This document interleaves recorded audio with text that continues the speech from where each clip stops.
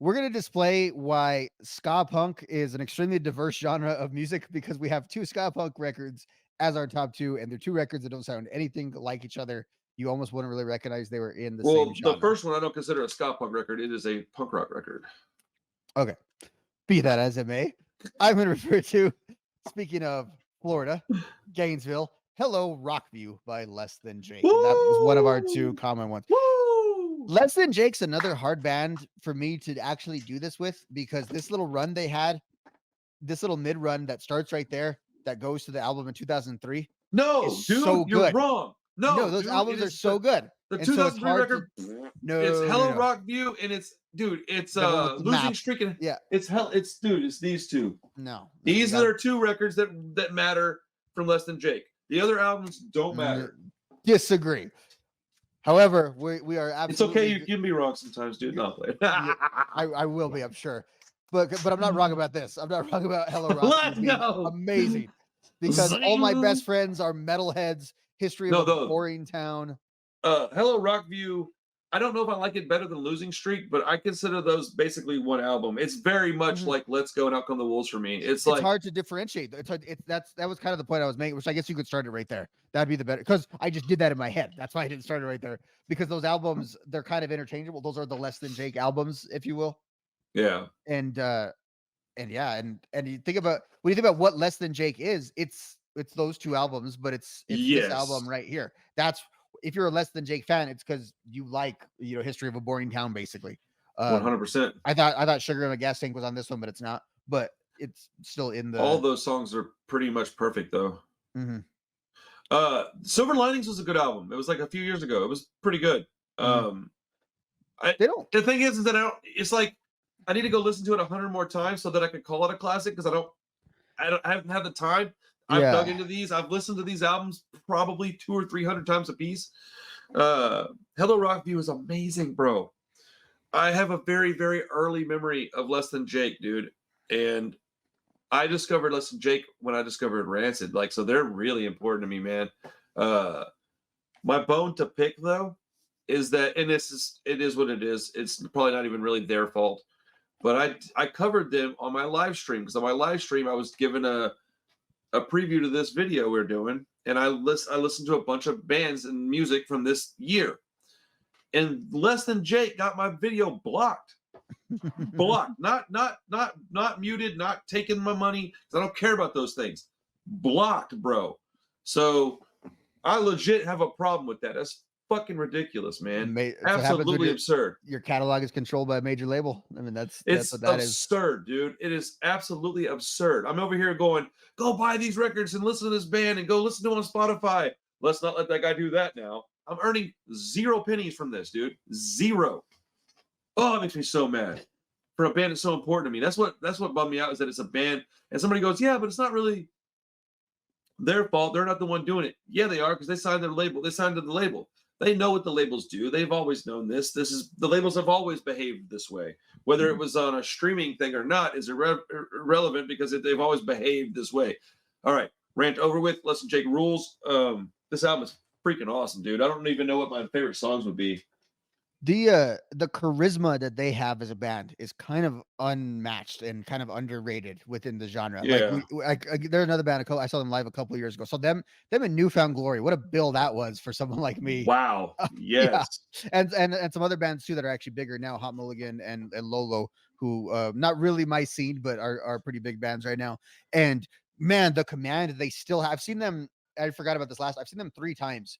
I've seen them on a Warp Tour, and they were amazing. Like they were the smallest band that had as big of a crowd as they had, which is kind of unfair to Nice. say to them because they're a major label band, but they're not Newfound Glory. They're not one of How those much of a bands. bummer is that they're on Capitol Records and not something awesome like Epitaph?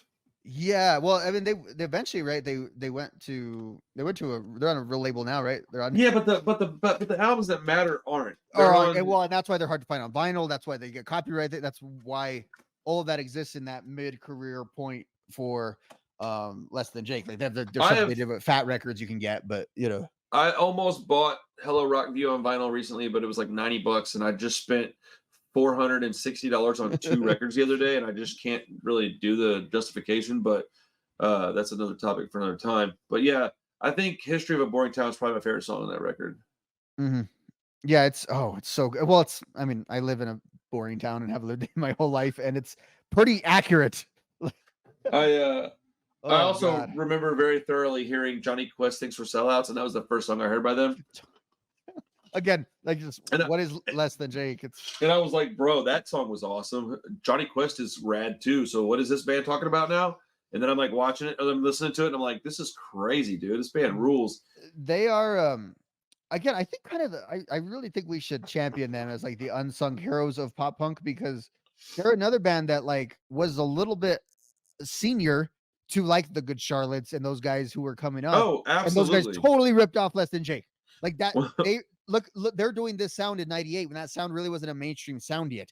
And what I mean by that 100%. too is like, yeah, Blink is around, and the stuff from the Descendants had were around, but that still sounds a little raw and a little rough. This is clean. This is what like all that other stuff that got people really, really rich sounded like. This is clean like that stuff.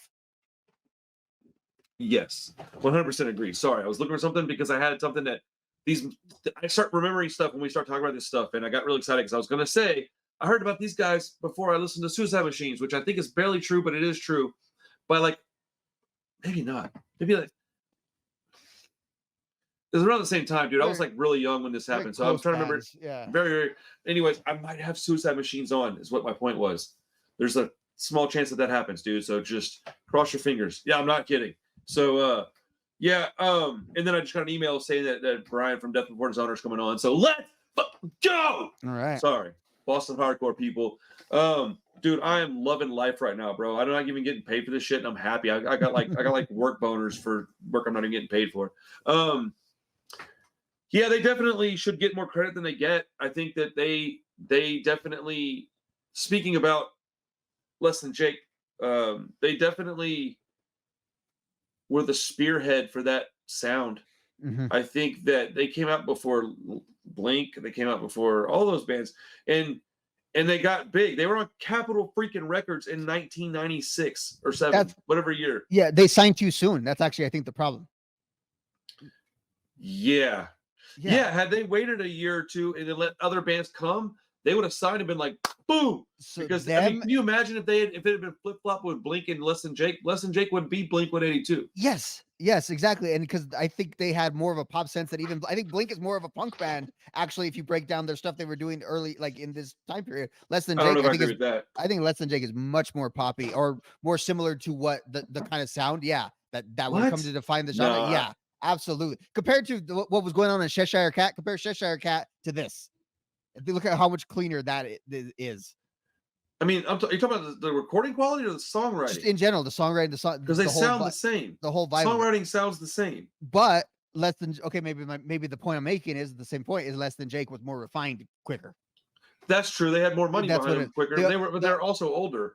the other band that I would put is a band we were talking about offline the other day that I think suffers from the same thing is Face to Face because I Okay. think they were just like a slight generation too early to really cash in on it. But Yeah. if you look at unlike Face to Face kind of stayed who they were the whole time, which kind of makes them kind of cool. I think these guys, Less Than Jake, really pushed that sound. And because pop punk has until recently not got respect as a genre, I think people like Less Than Jake don't get respect for actually kind of creating a genre because it's just assumed like, oh, you just made light punk rock. Like, well, no, there is a Yeah. talent and a skill to that as well. And I think Less Than Jake is someone that has that skill like in spades. Dude, Hello Rockview is an awesome album, dude. Like, I'm not even trying to argue about semantics, dude. That album's so good. Mm-hmm. It's so good, bro. Like, because regardless of what your opinion is and mine, our opinions are close enough to where we're both right. That band is so good. They definitely need more respect. They definitely need more credit. They definitely could have been Blink 182. And I mean, look at Real Big Fish, dude. Less Than Jake is far and away the better band, and Real Big Fish was huge. Now, the only ska-punk band that I think got some credit, and I think they got it when they should have, was Mighty Mighty Boss Tones. They were a little before all this. And they spearheaded the whole thing. Yeah, well, they're Because considered. Yeah, everyone else is considered knockoffs of them, like in people in the Yeah. mainstream's eyes. Yeah. So, but Less Than Jake, dude, a top tier band that I absolutely love. We're running long here. Let's go ahead and move on to the next band, the final band, the one that we all know we're getting to. The best album from 1998 would in fact be